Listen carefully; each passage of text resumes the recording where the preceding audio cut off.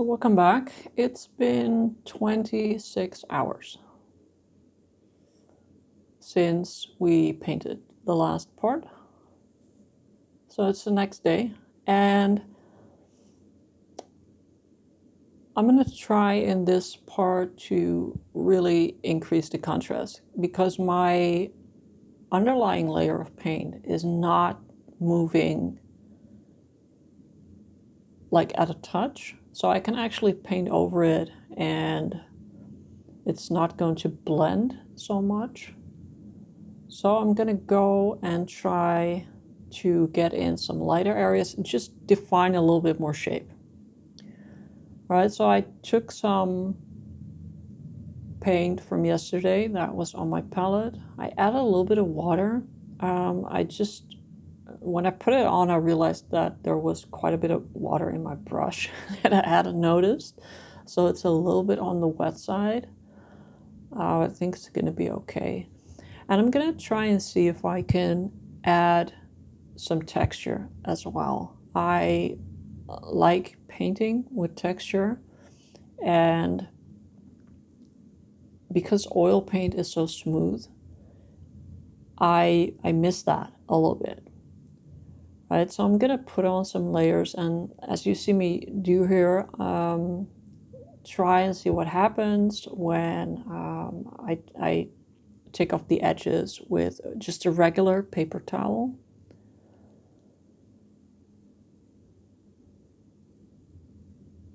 Because with a brush and this type of paint, I'm pretty sure there are paints that are stiffer, and there are probably also mediums that you can add to make your paint stiffer. But I'm having trouble with this paint that I currently have to create a little bit of texture in my strokes. So I'm just going to go ahead and try and do that in a different way with my special paper towel. And I like how it looks. It looks fun.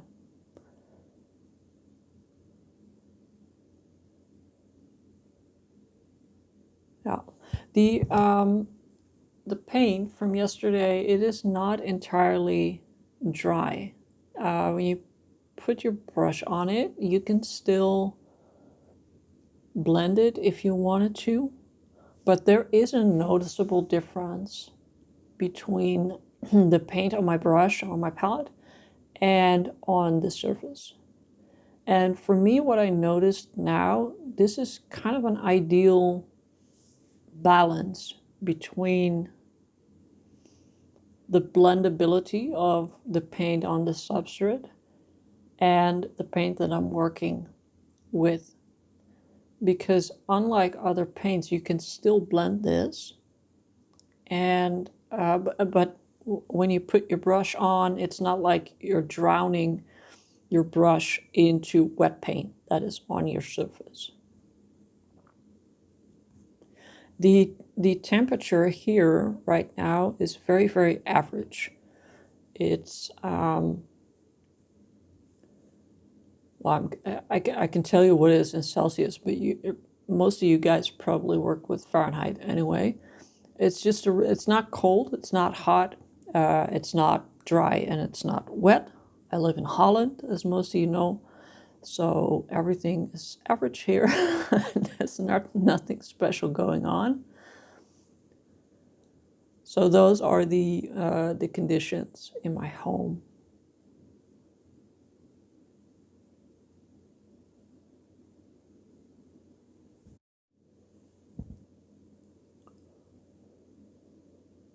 So again, like I said, I'm gonna try and add some texture to the face in this part, and also try and increase the contrast, because I had that problem in the previous parts where I would try to add a lighter area or darker area and it would just blend in a lot. I feel like the consistency of the paint on the paper now is more, it's better for layering on those lighter and those darker areas.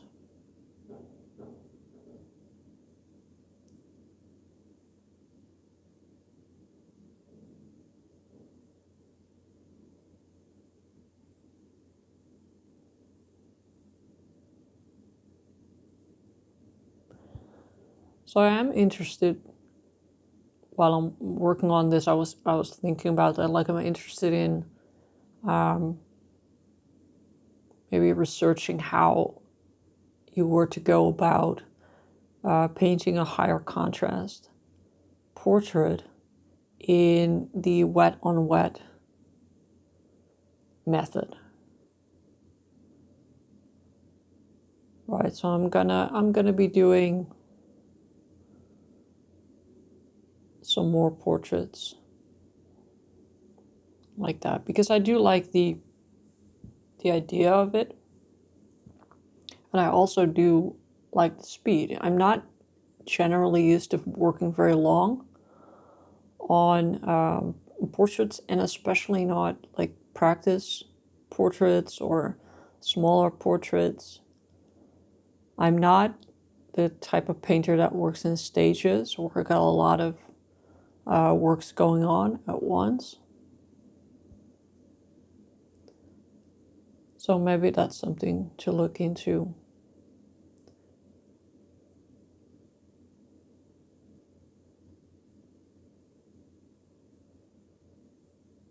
And maybe even, you know, in the future, possibly try and work with an acrylic underpainting, you know, where you lay out the basic values and basic shapes with acrylic paint.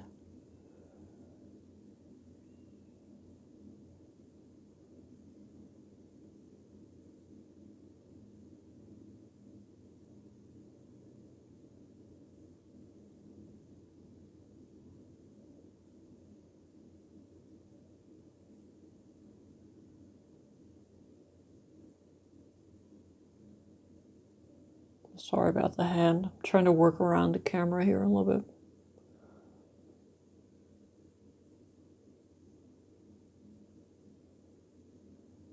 And get that lighter area, you know, that comes out of the nose.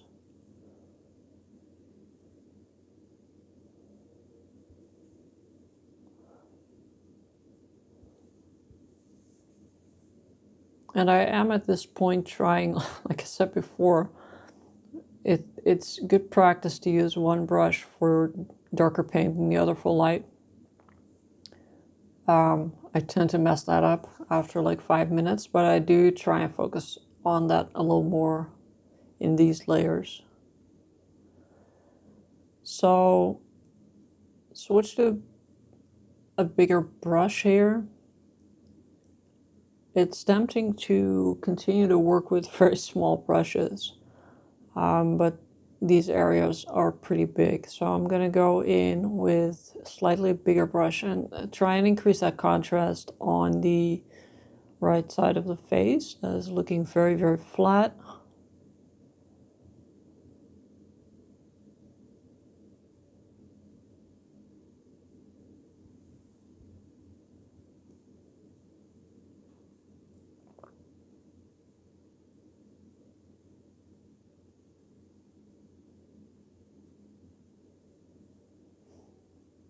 Get that shape of the cheek out a little bit. You can see how much darker those surrounding values look when you put on that light paint. And it's not white, all right? It's a light gray. I'm going to try and do the same with the paper towel here and create sort of a blended edge that is a bit textural.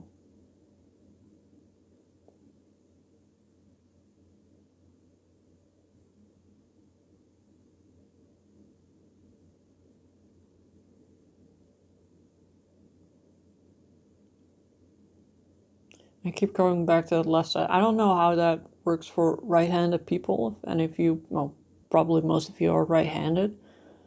If you have a preference for a certain side to work on, because in all my years of painting and drawing, I always tend to go back to the left side. I really need to push myself to work on the right side of the face. And I was wondering recently if maybe that is because I'm left-handed.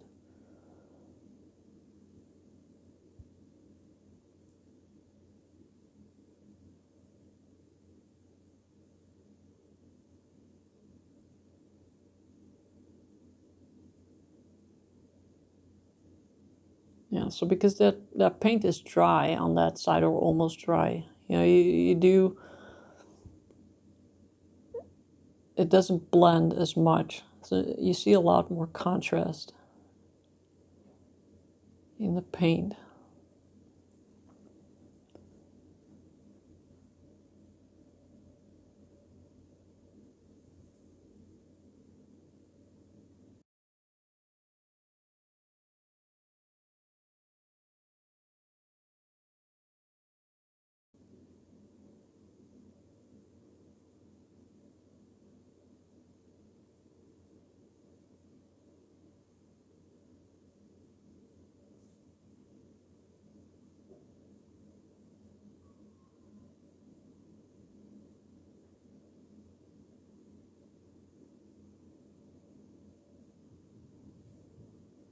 Try and catch that lighter, that bounce light on the side of the face a little bit.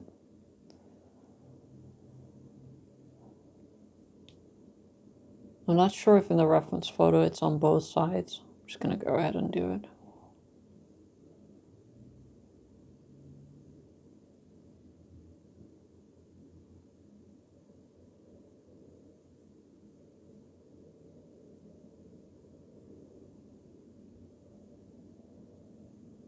And then a little bit more on the chin.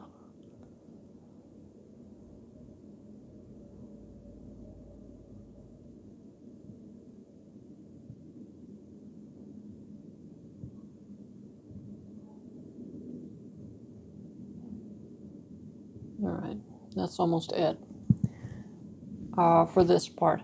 I was planning on continuing in the same day. Unfortunately, something came up, and I had to continue this painting the next day, right? So the next part is going to be again the next day. So again, some drying time in between. All right, so I hope you enjoyed this relatively short part, and I'll see you in the next video. Bye bye.